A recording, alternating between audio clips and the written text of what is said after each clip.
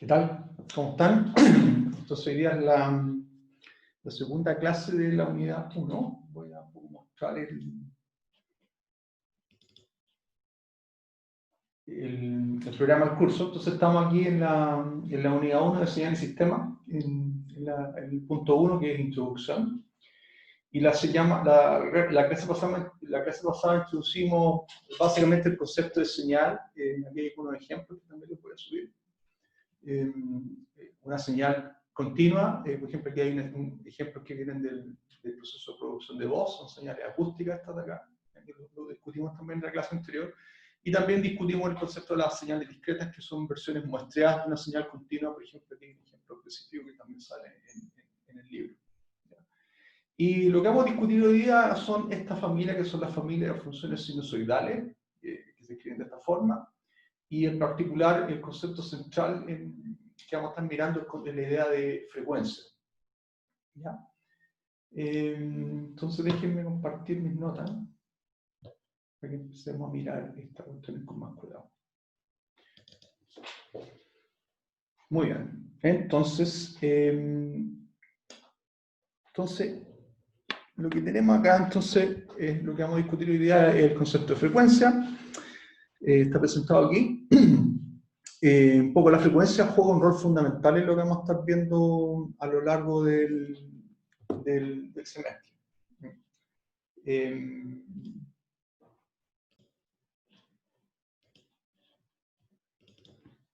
Ahora sí. Entonces, la frecuencia juega un rol fundamental en lo que vamos a estar viendo a lo largo del semestre, y en particular una familia de funciones que son las familias de funciones sinusoidales. ¿Ya? La familia de funciones sinusoidales que vamos a estar mirando básicamente son las funciones seno y coseno, ¿ya? Que tienen esta forma. En particular vamos a estar viendo este ejemplito en este ámbito introductorio, después lo vamos a introducir de manera más formal. Pero vamos a estar mirando la función x omega de t. Esto es un omega, no se entiende mucho ahí, pero esto es un omega mayúscula. Es como una constante que es básicamente la amplitud de la señal coseno de omega t más un teta. Ya está la función coseno que ustedes vieron de la familia de funciones trigonométricas. En este caso omega es la frecuencia, y la frecuencia está en radianes por segundo. Por ende la función coseno es 2pi periódica. Ya estamos en ese ámbito. Teta es la fase de este objeto, ¿ya? Y un valor en radianes, ¿ya? Es un ángulo.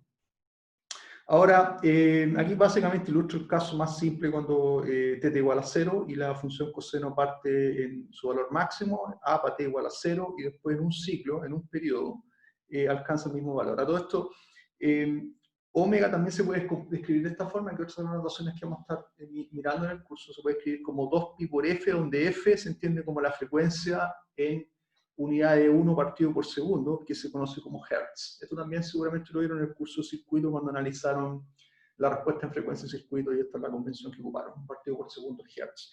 Entonces hay dos formas de representar la frecuencia: en radianes por segundo o en 1 partido por segundo, que es hertz. Y esas son las dos convenciones que vamos a estar ocupando a lo largo del curso. Es importante notar que t, que es básicamente el periodo de la función, es 1 partido por f, porque evidentemente si ustedes reemplazan aquí el omega como 2pi f, ¿ya?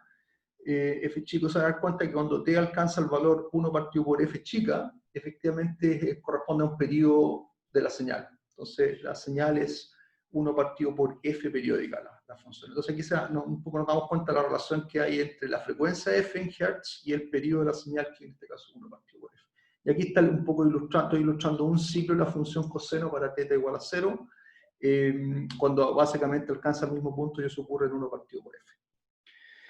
Bueno, esta familia de funciones es la que vamos a estar analizando. En particular vamos a estar analizando la función como función de la frecuencia, ya sea omega, en la convención radianes por segundo, o f chica en hertz. Vamos a estar utilizando ambas representaciones, y vamos a estar interesados en representar esta familia de funciones indexadas por la frecuencia. La frecuencia juega un rol importante para efecto de indexar, ¿ya?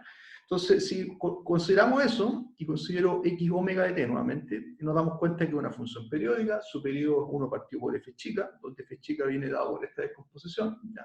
Omega igual a 2pi partido por f. En particular tenemos esta relación, que es el concepto básico que ustedes ya conocen de una señal, una función periódica. Entonces aquí vamos a estar hablando de señales periódicas, en el lenguaje de señales. básicamente quiere decir que x de omega de t más t grande es igual a x omega de t para todos t los reales. Eso es básicamente la definición que cuando uno dice una función es periódica, es si cumple esta propiedad, y en este caso de la función x omega de t sabemos que es 1 partido por f periódica, ¿no? Independiente de teta. ¿Vale? Si ustedes cambian el teta, lo único que van a desplazar esta forma de onda para la derecha o para la izquierda, pero no van a cambiar el hecho que la función es 1 partido por f periódica. Hay un aspecto interesante de esta que tiene que ver con la discriminabilidad. ¿A qué me refiero con la discriminabilidad? Les dije que vamos a estar mirando la familia de funciones x omega de t indexadas por la frecuencia. Entonces, ¿a qué me refiero con discriminabilidad de esta familia? Es que si ustedes consideran dos frecuencias, omega 1, omega 2 en radianes por segundo, tal que omega 1 distinto a omega 2, entonces se puede verificar que efectivamente las formas de ondas son distintas, ¿ya? Eso no es difícil de verlo, al menos gráficamente, porque si ustedes toman básicamente una función con un cierto periodo o una cierta frecuencia, ¿cierto? Ya, tiene esa forma. Asumiendo, por ejemplo, que las fases son iguales, ustedes cambian la frecuencia, por ejemplo, consideran una frecuencia mayor, entonces al aumentar la frecuencia lo que ocurre es que la función se comprime. Y claramente nos damos cuenta que cambia la estructura de la señal. Entonces, de aquí nos damos cuenta que efectivamente si ustedes cambian, aquí estoy mirando el caso, por ejemplo, una frecuencia, considerando F1, un F1 aquí, estamos considerando un F2 acá, y estoy considerando el caso F2 mayor que F1, y nos damos cuenta que la forma de onda cambia al punto que las señales se hacen distintas. Aquí estoy graficando en realidad un periodo, asumiendo que el ángulo es 0. Pero en general se da esta regla que si ustedes fijan el teta y cambian la frecuencia, las formas de ondas cambian y las funciones cambian. Entonces hay discriminabilidad en frecuencia. Ustedes cambian la frecuencia de la señal sinusoidal y cambian la forma de onda y se hacen distinguibles. Entonces en ese sentido que yo digo que cuando ustedes cambian la frecuencia es una forma de onda completamente distinta, una función distinta y por ende al cambiar la frecuencia ustedes cambian la forma de la señal. ¿Ya? ¿Por qué lo enfatizo tanto esto? Es porque efectivamente en el caso discreto va a ocurrir algo inesperado desde ese punto de vista. No tenemos esta capacidad, esta discriminabilidad, y lo vamos a ver un poquito más. Entonces, veamos el caso discreto, ahora, de la misma función. Vamos a mirar la función f de n. Ahora, la función es una función sinusoidal, pero indexada por una frecuencia f y un n, que el n es el índice temporal, que en este caso va en lo entero. ¿Ya? Es una distinción con el caso anterior, que el anterior es el caso continuo, una función sinusoidal continua. Aquí estamos mirando una función coseno a tiempo discreto. Fíjense que un poco la expresión es la misma, a coseno de 2pi por f. A esto en el mundo discreto 2pi por f se le denota como la frecuencia W. Y W 2pi por f está en radianes dividido por muestra. Esa es un poco la convención. ¿Ya? El teta es una fase en radianes y el n corresponde al índice temporal. Ahora fíjense que ustedes pueden hacer la conexión con el caso anterior. Lo único que estamos haciendo, si ustedes asocian el W con el omega y ponen 2pi por f acá y 2pi por f acá, es lo mismo. Lo único entonces que ocurre es que ustedes pueden interpretar que xf de n es una versión muestreada de x de omega de t. Básicamente lo que está diciendo es que si las frecuencias coinciden, la frecuencia f en ambos casos, lo que estoy haciendo es que muestreo la señal continua en instantes enteros. ¿Ya? Entonces eso es un poco lo que representa aquí, de hecho, para que hagan la conexión. ¿Ya? Asumiendo que t es mayor que 1 y 1 partido por f, o sea que el periodo es mayor que 1, o sea un f es suficientemente chico, la frecuencia es suficientemente grande de tal manera que, disculpa, es suficientemente pequeña de tal manera que este valor sea mayor que 1. Entonces aquí voy a tener, varios instantes de tiempo en el cual voy a mostrar la señal y tengo este fenómeno que uno puede hacer la conexión entre la señal continua y la señal discreta, donde yo interpreto la señal discreta como las muestras de la señal continua. ¿Ya? Pero esa es una conexión. Lo importante es que en realidad desde el punto de vista discreto, este es el objeto que vamos a estar viendo. Esta es la familia de funciones sinusoidales, ¿ya? Se llaman funciones sinusoidales y corresponden a las funciones que vamos a estar mirando. Y van a ser importantes, y nuevamente, como en el caso continuo, vamos a estar interesados en caracterizar la familia XFN y sus propiedades como función del índice de frecuencia. ¿Ya? Aquí el índice que manda es la frecuencia. Quiero entender la forma que tienen estas secuencias, en este caso, son secuencias discretas, ¿ya? En los enteros, o sea, van desde menos infinito hasta más infinito. Quiero entender cómo se comportan esta familia de funciones XFDN cuando yo fijo A, teta, pero ahora varío el F. Quiero ver el efecto que tiene la frecuencia en la naturaleza de esta familia de funciones. Esta familia de funciones es importantísima porque después vamos a hacer análisis de señales basadas en estas funciones. Vamos a darnos cuenta que esta familia de funciones inducen una base ortonormal del espacio secuencia y vamos a proyectar cualquier función con ciertas propiedades, en particular funciones de energía finita, sobre esta familia de funciones que son las familias sinusoidales.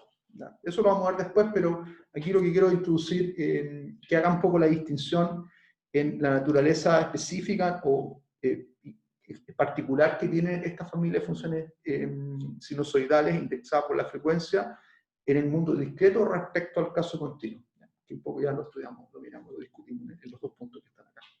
Miremos ahora este objeto que es el objeto que nos interesa, que es la función xfdn indexada por los enteros. Muy bien, algunas propiedades que empiezan a ser interesantes en el caso discreto y que no se cumplen en el caso continuo. ¿Ya? Entonces esto es lo que le da particular interés al caso discreto, como un caso especial que hay que estudiarlo en detalle.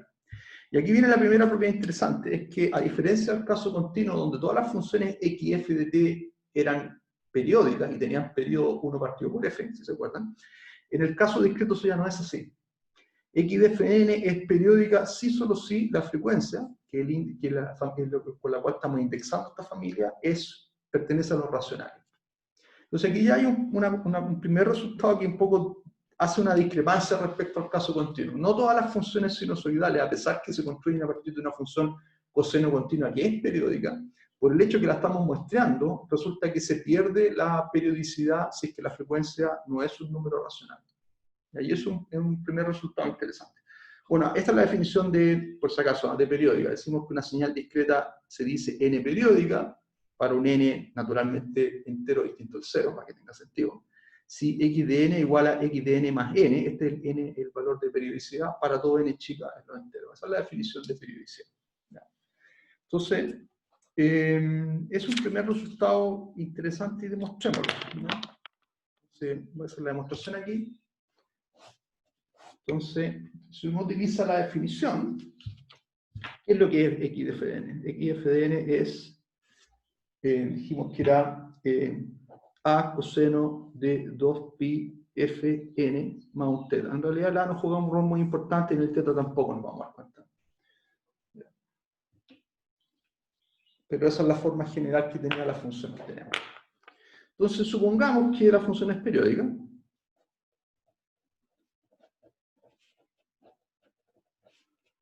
Es n periódica. ¿Ya? Supongamos. ¿Ya? Con un periodo n, como dijimos, en lo entero menos el 0. ¿Ya? Sin pérdida de generalidad. Entonces, ¿qué implica eso? Implica, por definición, que para todo n en lo entero chico, xf, aquí estoy poniendo la definición, ¿no? Xf de n, que es la definición que ustedes conocen de una señal periódica o una función periódica. Ahora reemplazamos esto, la forma, entonces me queda a coseno de 2pi fn más teta es igual a coseno de 2pi f de n más n grande más teta. ¿Ya? Esa estoy escribiendo qué significa eso. Entonces me queda a coseno de 2pi fn más teta más 2pi f de n grande. ¿Ya? Entonces, si hacemos la analogía, nos damos cuenta que este término acá coincide con este término acá. ¿Ya? Así que lo que estoy diciendo es que esta función, coseno, que es sabemos que la función coseno es 2pi periódica, así que tenemos que ocupar eso, es igual a esta otra función, pero desplazada en una fase que es 2pi por fn. ¿Ya? Y esto es válido para todos los enteros. Ahora, la única forma que pueda ocurrir esa relación es que este término de aquí, que es el término de fase, tiene que ser un múltiplo de 2pi, porque yo sé que la función coseno es 2pi periódica. Entonces esto ocurre si solo si 2pi fn se escribe como un k, donde k es un entero. ¿Ya? Entonces, 2pi por k, disculpen, es un múltiplo de 2pi, tiene que ser múltiplo de 2pi, o sea, 2pi fn tiene que ser un múltiplo de 2pi. ¿Ya? Bueno, si despejamos, entonces nos queda entonces que f se escribe como k partido por n, dijimos que n era distinto de 0, entonces esta división tiene sentido. Bueno, y aquí escribí f finalmente como un cociente de 2 enteros, así que efectivamente es un racional. Así que si se dan cuenta, de poner la condición de que la función es n periódica, llegamos directamente por equivalencia a decir que f se escribe como un cociente entre dos números enteros, donde el entero del denominador es no trivial, distinto del 0, y por ende un racional. ¿Ya? Y eso es un sí, solo sí. Y eso es un resultado interesante. O sea, ya nos da una cosa que es poco intuitiva, en el sentido de que nos damos cuenta que no todas las funciones coseno discretas son periódicas, ¿ya? Y por ende hay funciones que no son n periódicas, ¿ya? Así que eso es interesante. Quiere decir que no sean n periódicas, que no tienen un ciclo, no se repiten, no tienen patrones de repetición, a pesar de ser funciones que se construyen a partir de una señal que a nivel continuo era 2pi periódica, ¿ya? Es como contradictorio, pero viene de la naturaleza de que estamos muestreando la señal de coseno. Intrínsecamente está relacionado con eso. Así que ese es un resultado interesante que viene del análisis de la frecuencia en el dominio discreto, que no se da en el caso continuo. No todas las funciones sinusoidales, que se escriben como dos tipos de fn, las escribimos, son periódicas. La única forma que sean periódicas es que el índice de frecuencia sea un racional. Ya. Entonces, aquí hay un par de definiciones. La primera definición es la definición de periodicidad, pero aquí viene la definición del periodo fundamental, que también es algo importante. Uno define el periodo fundamental de una señal xdn periódica, ¿ya? Como el mínimo n tal que la función es n periódica. O sea, es el mínimo sobre los n, tal que xn igual a xn más n, este es el n grande sobre el cual estoy minimizando para todo n en los enteros. O sea, de alguna manera, quiero caracterizar el mínimo valor que hace la función, la secuencia periódica, ¿ya?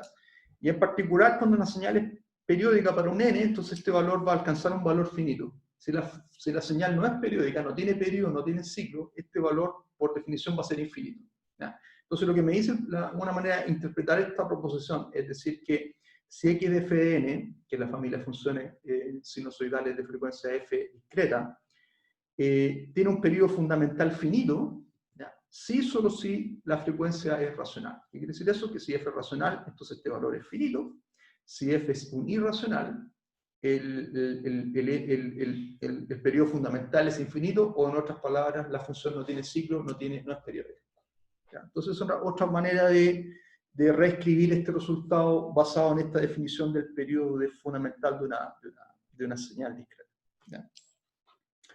Muy bien. ¿Qué viene ahora? Bueno, la demostración, le puse una nota para que después vean que en realidad la demostración la hice en mis notas aquí, que se la pueden subir después. Ya, ejemplos un poco para desarrollar un poco darnos cuenta que efectivamente la relación entre frecuencia y periodo en el caso discreto no es tan simple como en el caso continuo. Recuerden que en el caso continuo el periodo fundamental o el periodo de una señal sinusoidal era 1 partido por f chica, ¿ya? En el caso discreto esa relación es menos simple, ¿ya? De hecho, vamos a mostrar un ejemplo para eso. Consideremos el siguiente ejemplo: x de f1 de n con una frecuencia de 31 dividido por 60, o sea, un racional, ¿ya? Así que efectivamente por la proposición 1 esto tiene un periodo finito, y x de f2 de n 30 dividido por 60, que también es un racional, así que estamos bien. Ahora, fíjense que el periodo fundamental, que es como esta definición de acá, que básicamente el mínimo n tal que se hace la función periódica, en este caso es 60, ¿ya? Porque esta fracción, fíjense que es irreducible, 31 por 60, el 31 y el 60 son primos relativos, así que este denominador no lo puedo hacer más pequeño, y uno puede demostrar que cuando uno llega a un f que se escribe como una fracción irreducible, entonces el periodo fundamental de la señal corresponde a ese denominador. Así que en este caso el periodo fundamental corresponde a 60. Sin embargo, cuando yo hago una pequeña variación en la frecuencia discreta, paso de 31,60 a 30,60, que desde el punto de vista de frecuencia es una diferencia de un sesentavo, resulta que al hacer ese cambio, resulta que estos dos valores son divisibles entre ellos, y la descomposición más pequeña es un medio. ¿ya? Un medio son los primos relativos más pequeños, y en este caso entonces el periodo fundamental corresponde a 2. Entonces aquí no estamos en un escenario donde una pequeña perturbación de la frecuencia, de un sesentavo, generó una tremenda diferencia en el periodo de la señal.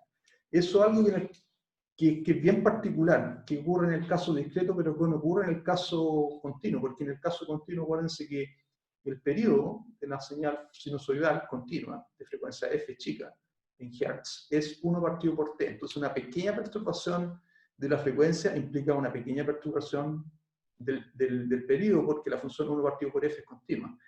En el discreto esas propiedades se pierden por el hecho que estamos discretizando el problema, ¿ya? Así que eso también es una observación que quiero que la miren, analicen este ejemplo, trabajenlo y dense cuenta de esas cosas medias inusuales que van a empezar a ocurrir en el mundo discreto, producto que estamos discretizando las señales. Aquí hay un resultado que un poco lo mencioné aquí en el ejemplo, implícitamente, pero que se puede demostrar formalmente, ¿ya? Consideremos una función x de f, consideremos la función x de f de n, que hemos estado mirando, la función sinusoidal de frecuencia f, periódica, que quiere decir que f están los racionales, ¿ya? Por la proposición 1. Y consideremos que f se escribe como el cociente de 2 enteros. Esto viene porque efectivamente la función es racional, así que siempre puedo encontrar un par de enteros tal que puedo escribir f como ese cociente, pero, importante, Q0 y n, que son los enteros, son primos relativos, que quiere decir que esta descomposición es irreducible, no la puedo reducir más, no hay factores comunes entre Q0 y n que se puedan factorizar. Entonces uno puede demostrar lo siguiente, que el periodo fundamental de esta función, f, es efectivamente el denominador de esta descomposición, ¿ya? Entonces aquí este resultado me está diciendo el algoritmo que ustedes tienen que utilizar para encontrar el periodo fundamental de una función sinusoidal. Tienen que, de alguna manera, pescar la frecuencia f y escribirla como un cociente de números enteros irreducibles, ¿ya? Y de esa descomposición es que uno finalmente, el denominador de esa descomposición me da el periodo de la señal, ¿ya? Que es un poco lo que mostré aquí en el ejemplo, si se dan cuenta. Aquí puse dos frecuencias, una irreducible y otra que no era irreducible, que se podía simplificar, ¿ya? La simplificamos, llegamos a los factores irreducibles y finalmente el denominador de esa representación irreducible es la que me da el periodo. Este resultado se lo voy a dejar como propuesto para que lo demuestren. Es un problema de álgebra, ¿ya? Bastante simple, pero es importante que lo hagan. Así que va a quedar propuesto para que ustedes lo trabajen.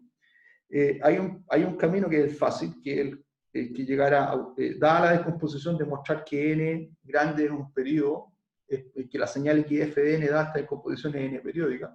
Lo más difícil es que demostrar que ese periodo es el periodo fundamental, o sea que es el mínimo de todos los periodos posibles.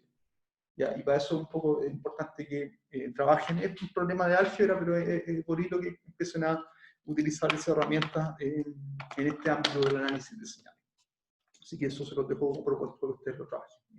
La proposición 2. Muy bien. Otro resultado súper interesante en el análisis de esta familia de funciones indexadas por la frecuencia, ¿ya? Este es el objeto del estudio. Vamos a seguir mirando estas funciones. Es la siguiente propiedad. Bueno, es una propiedad que se desprende del hecho que la función coseno es 2pi periódica. Entonces, fíjense que para toda frecuencia, W sub 0, ¿ya? Si ustedes desplazan W sub 0 por múltiplo de 2pi, ¿ya? ¿Ya? Que es lo que estoy haciendo acá. Fíjense que lo que estoy haciendo es cambiar el índice de frecuencia a un múltiplo de 2pi. Me pongo en una frecuencia W sub 0, la desplazo 2pi por k veces. Y ahora esta frecuencia la multiplico por n más teta. Ahora, como la función coseno 2pi periódica es directo demostrar que en realidad esta función es lo mismo que coseno de omega sub 0 n más teta, porque el término adicional va a ser un múltiplo de 2pi, es 2pi k por n. ¿Ya? Así que se tiene esta relación y esta relación es válida para todo n en lo entero. ¿Ya? Por lo tanto, un corolario directo de este resultado es lo siguiente, que ustedes tienen la función xfn que discutimos anteriormente. Aquí eliminé la constante A porque un poco está lo mismo, puede ser A igual a 1.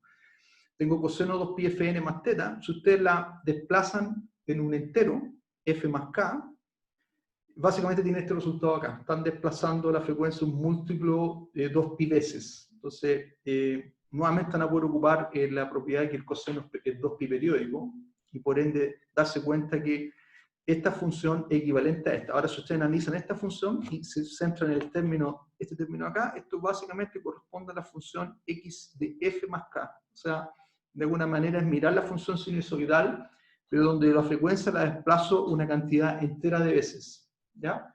Entonces, ¿qué es lo que estoy diciendo de alguna manera? Es que si ustedes pescan una frecuencia f, miran la función sinusoidal, y esa f, frecuencia, la desplazan una cantidad entera de veces. Eso puede ser positivo o negativo. En realidad recuperan la misma forma de onda. Entonces, de alguna manera, las funciones x de fn son extremadamente redundantes. No, a diferencia del caso continuo, donde en el caso continuo nos dimos cuenta que cualquier cambio en la frecuencia hacía que las funciones cambiaran. En el caso discreto, resulta que son redundantes porque x f de n es igual a x de f más k de n para todo k entero. ¿Ya? Ahora, aquí hay una representación que es interesante que quiero que la miren. Fíjense, si yo indexo el dominio de frecuencia desde menos infinito a más infinito, que es un poco la variable independiente que estamos considerando para indexar esta familia de funciones, x de fn, recuerden que el objetivo era indexar con f, con la frecuencia, y ver las propiedades de la secuencia, x de n. Entonces aquí lo que estoy haciendo es mirando el eje de frecuencia, desde menos infinito hasta más infinito. Entonces, ¿qué es lo que me está diciendo este resultado? Es que si yo fijo una frecuencia f y genero esta secuencia, xfn, cualquier salto entero en frecuencia me genera la misma forma de onda, la misma señal. O sea, en particular, f va a ser equivalente a x de f más 1, a la frecuencia f más 1, va a ser equivalente a la forma de onda en f más 2, en f más 3, hasta el infinito, hasta f, lo que sea. Y lo mismo, va a ser igual que f menos 1, f menos 2, f menos 3. Entonces, de alguna manera, lo que nos damos cuenta es que esta forma de onda, x de fn, es equivalente a la forma de onda de xf más 1, de xf más 2, de xf más 3, y todos los saltos enteros que puedan existir.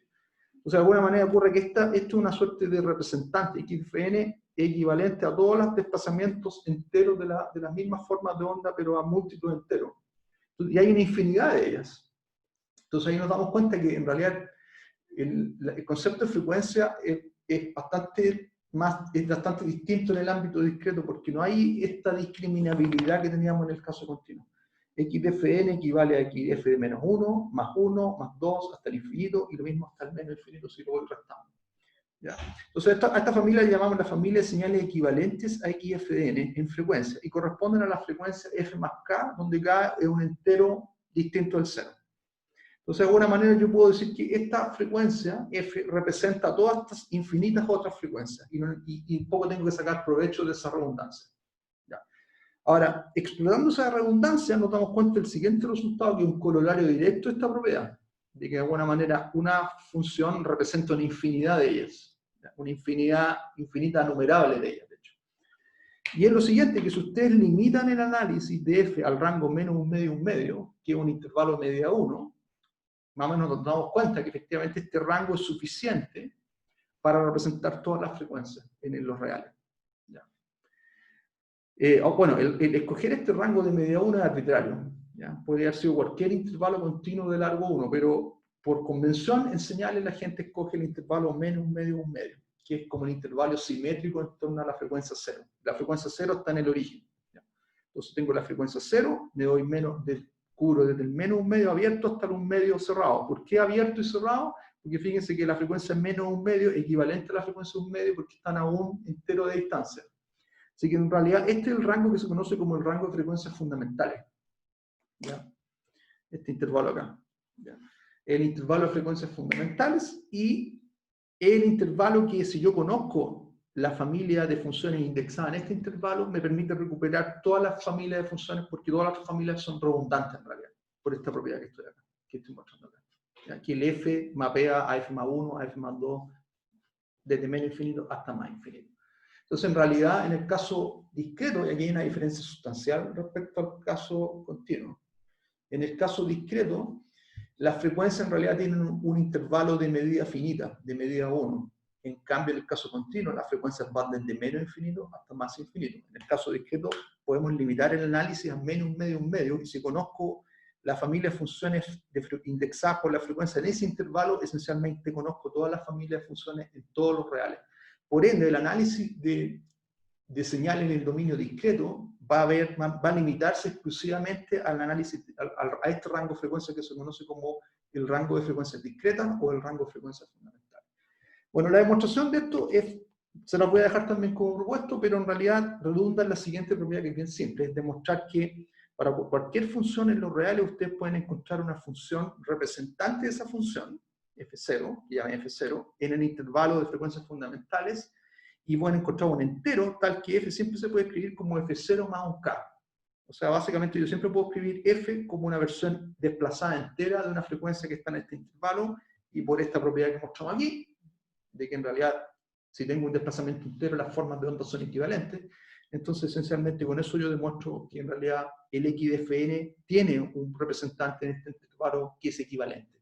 Y esa es la demostración. En realidad la demostración es directamente esto. ¿Ya? Pero háganlo para confirmar que están entendiendo el concepto. Muy bien. Entonces, como les mencionaba, el análisis de frecuencia en el dominio discreto se va a limitar a entender la frecuencia en este rango de frecuencias fundamentales exclusivamente. ¿Ya? Y de hecho, esta es la manera de representar el intervalo de frecuencia en el discreto.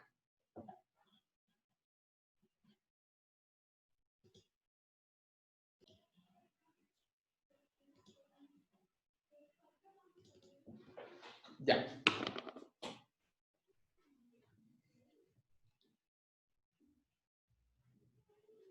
Ya, entonces tenemos esto acá.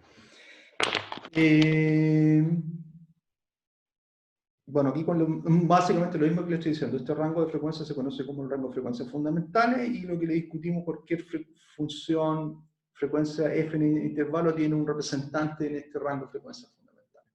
Ya. Eso es lo que tenemos.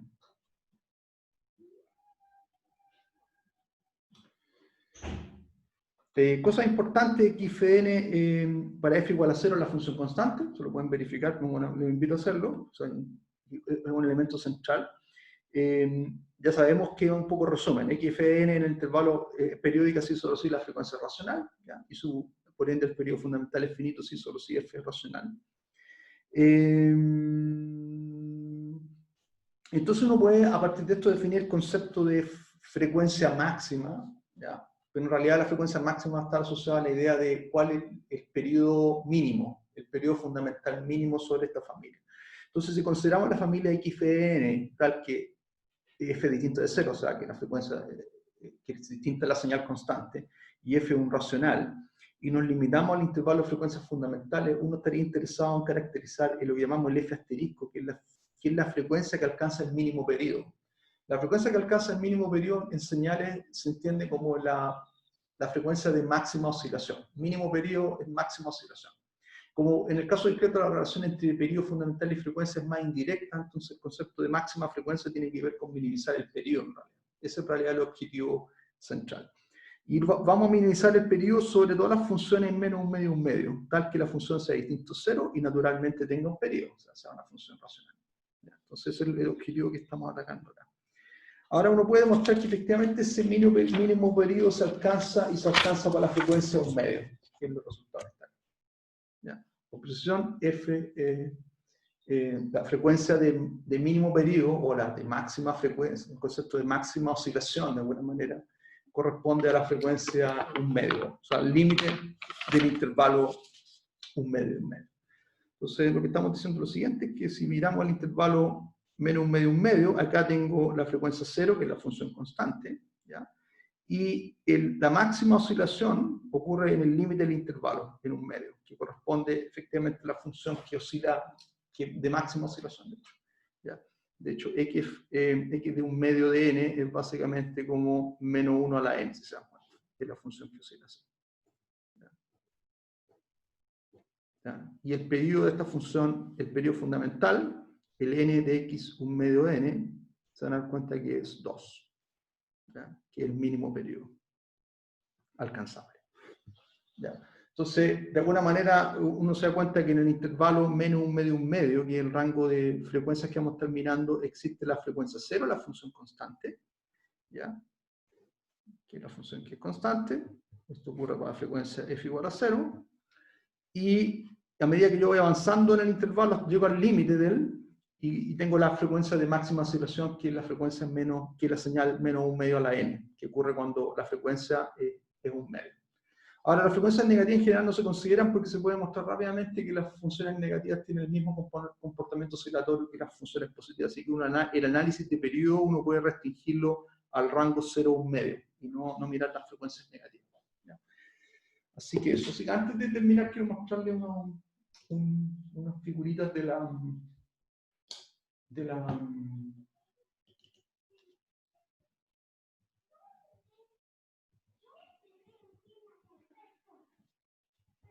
gráfica, que esto está en el libro, el libro El Practice, y aquí un poco se muestran un poco las distintas formas de onda en función de la frecuencia. Aquí se grafica como función de W, que es 2 pi por F. Entonces, por ejemplo, aquí W0 corresponde a F chica igual a 0. Este sería el ejemplo, aquí es 2 pi partido por, este sería frecuencia F un 16avo, ¿ya? Y aquí se dan cuenta que un 16avo básicamente es una función que tiene periodo 16. ¿Ya? Aquí estoy en el caso 8, frecuencia F 1 partido 1 octavo, ¿ya? Y 1 octavo tiene frecuencia periodo fundamental 8, ¿ya? Que es lo que se muestra aquí en la gráfica, el patrón de repetición de la función sinusoidal. Esto está ilustrado para el caso A igual a 1 y θ igual a 0, que es el caso basal. Aquí está el caso de máxima frecuencia. Claro, frecuencia F igual a 1/2. ¿Ya? No, disculpen, este es el caso 1/4, disculpen. Claro, 1/4, porque es pi medios, o sea, es 2 pi partido por 4. Claro. Y acá está la frecuencia pi, que es 2 pi partido por 1/2. F igual a 1/2. Entonces, bueno, aquí nos damos cuenta que el rango de frecuencia fundamental es menos 1/2. En F chica, en el dominio de F chica, mapea el rango menos pi en el ámbito de radianes, porque acuérdense que W es 2 pi por F. Así que si F va entre menos 1/2, W va entre menos pi. Lo que está graficándose aquí entonces es un poco la representación alternativa en menos pi, cuando estoy graficando la familia de funciones como función de W, pero es esencialmente equivalente a lo que estamos discutiendo ahora. Y aquí uno puede ver el efecto de qué es lo que ocurre a medida que yo voy cambiando y voy acercándome al valor límite, que en este caso es pi, que corresponde a F igual a 1/2. A medida que me voy acercando a pi, el periodo fundamental se va haciendo cada vez más pequeño y alcanza su mínimo. El mínimo periodo fundamental ocurre en W igual a pi o F igual a 1/2. Muy bien. Y con esto terminamos la clase de hoy y nos vemos la próxima.